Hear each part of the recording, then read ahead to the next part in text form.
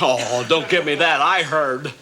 Rub-a-dub-dub, come hop in my tub. I heard all of it. There was a time when Friday nights belonged to one apartment, one very awkward living arrangement, and three people who made the whole world laugh without even trying. Three's Company was not simply a television show. It was a weekly reminder that joy, chaos, and the people you share a home with can become the most important things in your life. But the years do not stand still. And behind the laughter, time has written stories far more complicated, far more painful, and in some cases far more beautiful than any script ever could. Who is still here? Who did we lose far too soon? And what did life look like once the studio audience went home for the last time? Hi, my name is Edward, and this is Screen Legends. John Ritter, Jack Tripper. John Ritter was 31 years old when he first walked into that Santa Monica apartment as Jack Tripper, a culinary student with rubber legs, perfect comic timing, and a heart so large it practically spilled out of the screen. Jack was not merely the funniest person in the room. He was the emotional center of the entire show, the one whose warmth held everything together, even when the plot required him to fall over a sofa 3 times in a single scene. And Ritter could fall over a sofa like it was a religious experience. I mean that sincerely. There are moments in Three's Company where his physical comedy reaches a level that would make Charlie Chaplin raise an eyebrow. He was not simply tripping and stumbling. He was constructing entire emotional arcs out of a misplaced step and a panicked glance. It was a gift that very few performers in television history have ever matched. But Jack Tripper was not only a clown. He was a loyal friend, a devoted roommate, and a man who genuinely cared about the people around him, sometimes to his own comedic destruction. His relationship with Janet and Chrissy felt real because Ritter made it real. He treated every scene, no matter how silly, as though it deserved his full and complete attention, and audiences felt that. They felt it every single week. After Three's Company ended in 1984, John Ritter continued working steadily across television and film. He starred in Hooperman, earned strong notices for his dramatic work, and later found a new generation of fans through the sitcom 8 Simple Rules. He was, by every account, one of the genuinely beloved figures in Hollywood, the kind of person people would describe without hesitation as one of the good ones. And then, on September 11th, 2003, John Ritter collapsed on the set of 8 Simple Rules. He was 54 years old. The cause was an aortic dissection, a tear in the body's largest artery, a condition that came without warning and moved with terrible speed. He died that same evening. The loss was staggering, not just for his family, for his co-stars, for the television industry, but for the millions of people who had grown up watching him and assumed, as we always do with the people who make us laugh, that he would simply always be there. John Ritter was one of the rare performers whose absence still feels incomplete. His net worth at the time of his passing was estimated at around $40 million, but the number that matters more is this one. He was 54, far too young, far too soon. Joyce DeWitt, Janet Wood. Joyce DeWitt was 28 years old when she stepped into the role of Janet Wood, the practical, sharp-tongued, deeply loyal florist who served as the quiet backbone of the Ropers' apartment. Where Chrissy was blonde and dreamy and Jack was all physical chaos, Janet was the one keeping the ship from sinking entirely. She was the straight woman in the best possible sense of the term. The one whose exasperated expression after another one of Jack's misunderstandings was often funnier than the misunderstanding itself. DeWitt brought an intelligence and a grounded quality to Janet that the show genuinely needed. Without her, the comedy would have spun entirely off its axis. She was the anchor, and she played that role with a commitment and a warmth that never once felt like she was settling for second place. After the series ended, Joyce DeWitt stepped back from the entertainment industry in a way that felt deliberate rather than circumstantial. She was selective, private, and largely absent from the kind of media cycle that most former stars of her stature would have navigated more publicly. There were personal challenges during those years, including a publicized legal matter in 2003 that she moved through quietly and with evident determination. In the years since, she has made thoughtful returns to public life, speaking at fan conventions, discussing the legacy of the show with obvious affection, and reminding audiences exactly why Janet Wood was so easy to love. Today, Joyce DeWitt is 76 years old. She remains active and engaged, and her net worth is estimated at around $8 million, built through decades of dedicated work. She is one of the survivors of this story. And if you have seen her speak about John Ritter, you will understand immediately that the friendship formed on that set was as real as anything that ever appeared on the screen. Suzanne Somers, Chrissy Snow. Suzanne Somers was 30 years old when she became Chrissy Snow, and almost overnight she became one of the most recognizable faces in American television. Chrissy was funny in the way that great physical comedians are funny, not because she was playing dumb, but because she committed completely, 100%, to every single moment. The wide eyes, the delayed reaction, the absolute sincerity in the face of total absurdity. It was a performance technique disguised as effortlessness, and millions of viewers fell completely in love with her.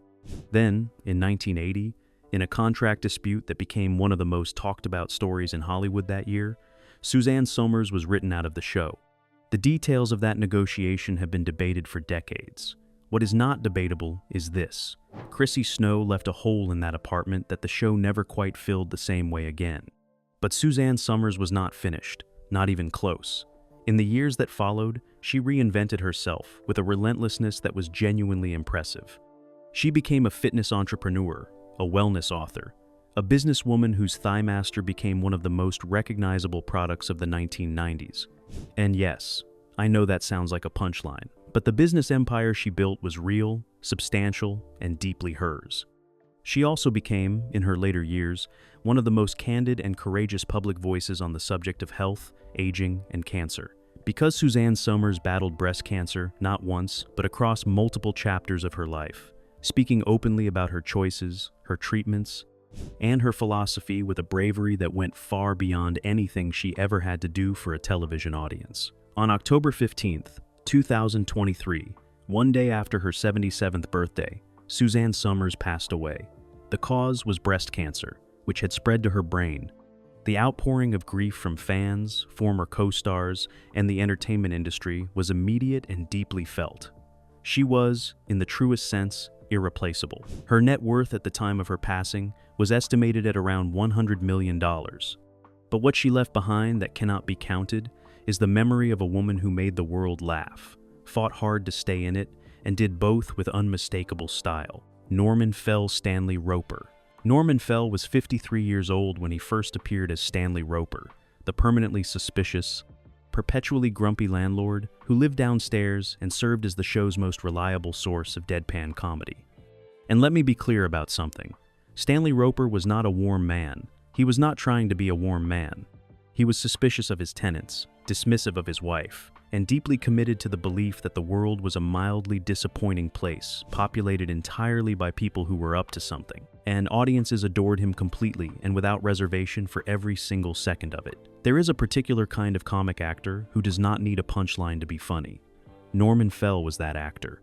His face was built for skepticism in the way that certain faces simply are, as though the architecture of his expression had been quietly arranged by decades of low-level exasperation. His delivery was so dry it could sand furniture, and his ability to communicate an entire lifetime of unmet expectations through a single raised eyebrow was, and I do not use this word lightly, masterful. You did not need to know Stanley Roper's backstory. You could read the whole thing in one look. His partnership with Audra Lindley as Helen Roper deserves its own conversation entirely. Together they formed one of the genuinely great comic marriages in television history. Not because the writing was always exceptional, though it often was, but because Fell and Lindley understood something fundamental about comic timing between two people. They listened to each other. They gave each other room. And the result was a dynamic that felt lived in and real and endlessly funny in a way that pure joke delivery could never have manufactured on its own. After leaving Three's Company to headline the spin-off The Ropers alongside Lindley, Fell continued working steadily across television and film. The spin-off did not reach the same cultural heights as the original series, but Fell approached the work with the same quiet professionalism he brought to everything. He was, by every account from everyone who worked alongside him, a performer other performers watched closely and learned from without always saying so out loud. After Three's Company, Norman Fell continued building a career defined by the same careful, unhurried craft that had distinguished everything he had done before it. He was never chasing something larger. He was simply doing the work, scene by scene, with complete commitment. Norman Fell passed away on December 16, 1998, at the age of 74. The cause was cancer. His net worth at the time of his passing was estimated at around $3 million, accumulated across a long and deeply respected career. He is remembered today not only for Stanley Roper's magnificent scowl, which was truly one of television's great facial expressions, but for the genuine comic intelligence that quietly powered every single moment behind it. Audra Lindley Helen Roper. Audra Lindley was 52 years old when she stepped into the role of Helen Roper and promptly stole every scene she inhabited. Helen was everything Stanley was not. Warm, romantic, perpetually hopeful, and possessed of a deeply optimistic belief that her husband still found her attractive despite what the available evidence suggested on a daily basis. The running joke of Helen's unrequited longing for Stanley sounds thin when you describe it out loud. In Audra Lindley's hands, it became something surprisingly close to poignant. Here is what separated Lindley from a lesser performer in that same role. She never played Helen as a punchline. She played her as a woman, a real, specific, fully inhabited woman who happened to be living inside a situation comedy. There was a genuine sadness underneath Helen Roper's mewmewess and her long-suffering expressions that Lindley never oversold and never dismissed. She simply told the truth about who Helen was. And that truth, delivered with complete sincerity inside the architecture of a broad television comedy, is what made her so extraordinarily funny. You laughed because you recognized something real. That is the highest achievement available to a comic performer, and Lindley reached it week after week. Her chemistry with Norman Fell was, as I mentioned in the previous chapter, something genuinely special. But what is worth noting separately is how much Lindley was doing on her own within that dynamic. Every longing glance, every hopeful suggestion met with indifference. Every moment of quiet resignation followed immediately by renewed and completely irrational optimism. She built an entire interior life for Helen Roper that the scripts only partially provided. The rest came entirely from her. After Three's Company and the subsequent spin-off The Ropers, Audra Lindley continued building a respected career across television and film. She received an Emmy nomination for her work, and was regarded by her peers as one of the most genuinely skilled comic actresses of her generation. That reputation was earned honestly and held without question. Audra Lindley passed away on October 16, 1997, at the age of 79. The cause was leukemia. She passed just 1 year before her on-screen husband Norman Fell, a coincidence that feels almost too perfectly written to be real life. She is remembered as one of the great unsung comic performers of her era. If you have never gone back to watch her work, please do. She is worth every minute. Don Knotts Ralph Furley. Don Knotts was 52 years old when he joined Three's Company in 1979 as Ralph Furley, the new landlord who replaced the departing Ropers, and he arrived carrying one of the most impressive comedy resumes in the history of American television. This was the man who had made Barney Fife into a national treasure on The Andy Griffith Show, and he slid into Ralph Furley like he had been waiting for the role his entire life. Furley was everything Roper was not. Loud where Stanley was quiet, flamboyant where Stanley was drab, desperate to appear cool in a way that guaranteed he never would. The leisure suits alone deserve their own documentary. Don Knotts wore those outfits with a commitment that bordered on the heroic. What made Knotts extraordinary was something that cannot be taught. There was a physical language in his performance, a way of inhabiting anxiety, embarrassment, and misplaced confidence simultaneously that was entirely his own. Watching him share scenes with John Ritter, two masters of physical comedy working in the same space at the same time, was genuinely something special.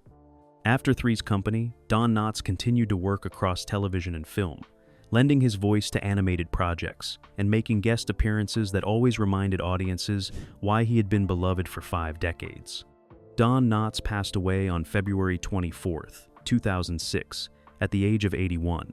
The cause was pulmonary and respiratory complications following cancer. His net worth at the time of his passing was estimated at around $15 million. But the legacy he left behind is worth considerably more than any number. He was a comedy legend, and Three's Company was lucky to have him. Richard Klein, Larry Dallas. Richard Klein was 32 years old when he first appeared as Larry Dallas, Jack Tripper's fast-talking, scheme-hatching, perpetually optimistic best friend and neighbor, and he became one of the most reliably funny, recurring presences the show ever produced. Larry was the kind of friend every sitcom needs. The one whose plans are always slightly too clever and whose confidence is always slightly too large for the available evidence. Klein played Larry with an energy and a timing that complemented John Ritter's style beautifully. Where Jack was reactive and physically expressive, Larry was proactive and verbally nimble. Together, they had a comedic rhythm that felt genuinely earned. You believed these two had been friends for years before the cameras ever turned on. After Three's Company concluded, Richard Klein continued working in television and theater, building a steady career that emphasized craft over celebrity. He was never the kind of performer who chased the spotlight aggressively. He was the kind who showed up, did the work, and let the work speak for itself. Today, Richard Klein is 77 years old. He has remained active in theatrical productions and occasional television appearances, maintaining a quiet but respected presence in the industry. His net worth is estimated at around $3 million earned through decades of consistent professional work. And somewhere out there, Larry Dallas is almost certainly trying to sell someone something they do not need. That is simply who he is. Anne Wedgeworth Lana Shields. Anne Wedgeworth was 40 years old when she appeared as Lana Shields, the flirtatious, relentlessly charming neighbor whose primary mission in life appeared to be making Jack Tripper as uncomfortable as physically possible. Lana was a recurring presence across the run of the show, and every time she appeared, the energy in the room changed immediately. She had a quality that is genuinely difficult to teach, the ability to be funny and magnetic at the same time, without one quality undermining the other. Wedgeworth was already a respected stage actress when she joined Three's Company, and that theatrical foundation showed in every scene.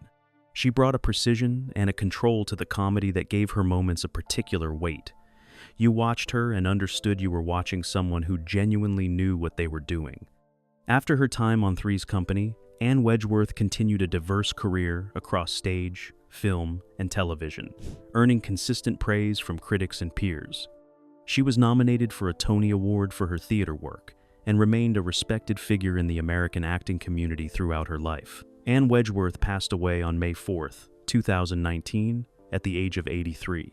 The cause was natural. Her passing was mourned quietly by the industry, but deeply by everyone who had ever watched her make Jack Tripper squirm. She was, in the best sense of the phrase, a true professional. Priscilla Barnes Terry Alden. Priscilla Barnes was 28 years old when she stepped into the enormous and deeply complicated task of joining Three's Company as Terry Alden, a nurse who arrived as a new roommate following the departures of both Chrissy and Cindy Snow. Stepping into a beloved ensemble at that stage in a show's run is not easy under any circumstances. Stepping in after Suzanne Somers is something else entirely, and Priscilla Barnes did it with grace, professionalism, and a genuine commitment to making Terry her own.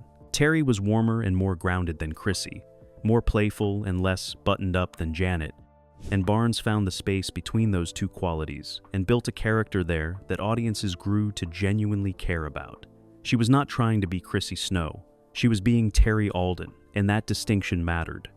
After Three's Company, Priscilla Barnes continued working across a wide range of projects in both television and film, demonstrating a willingness to take on diverse and challenging roles rather than remaining defined by a single character. She has spoken openly over the years about the complexities of joining an established cast and navigating the expectations that come with that territory. That kind of honesty is its own form of professionalism. Today, Priscilla Barnes is 71 years old. She continues to maintain a presence in the entertainment industry, choosing projects thoughtfully and building a career defined by resilience and range. Her net worth is estimated at around $3 million, and for what it is worth, Terry Alden deserves more credit than she is usually given. There, I said it. Jenna Lee Harrison Cindy Snow. Jenna Lee Harrison was 23 years old when she was handed one of the most unenviable jobs in 1980s television. She was asked to step into the role of Cindy Snow, Chrissy's cousin, and serve as the transitional presence in the apartment following Suzanne Somers' departure. It is a position that, by its very design, invites comparison, and comparisons of that particular kind are rarely kind.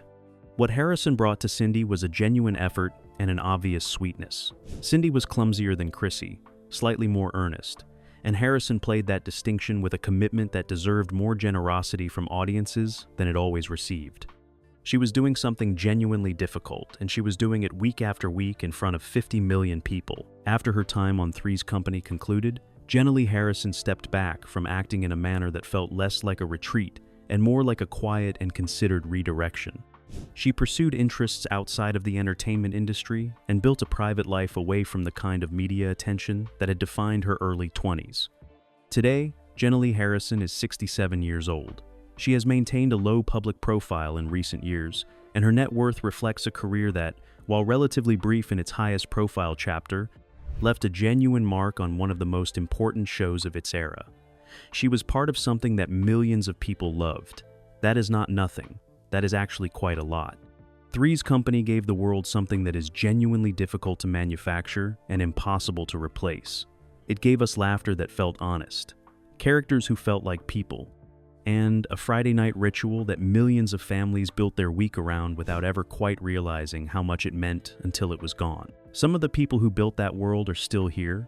Joyce DeWitt, still thoughtful and gracious, and clearly in possession of more composure than most of us will ever manage. Richard Klein, still steady and respected. Priscilla Barnes, still working and still refusing to be defined by a single chapter of a long career. Jenna Lee Harrison, still private and still carrying the memory of something that mattered. And some of them are gone.